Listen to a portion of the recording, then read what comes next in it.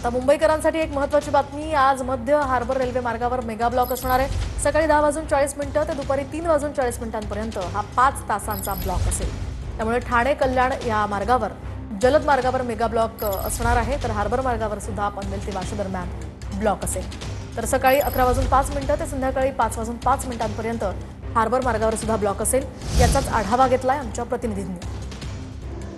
आज रविवारचा सुट्टीचा दिवस असल्यामुळे हार्बर आणि मध्य रेल्वेवरती रेल्वे प्रशासनाकडून मेगा ब्लॉक घेण्यात आलेला आहे। मी आता सायनच्या ब्रिजवरती आहे। आपण बघू शकता की या ठिकाणी जे तांत्रिक कामं जे आहेत रेल्वेचे ते आज मेगा ब्लॉकमध्ये करण्यात आलेले आहेत।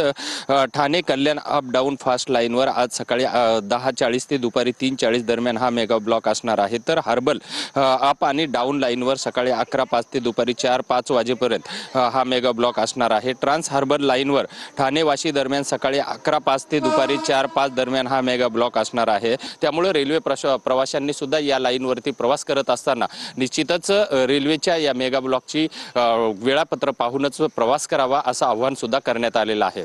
व्हिडिओ जर्नलिस्ट योगेशसह विजय गायकवाड, TV9 मराठी।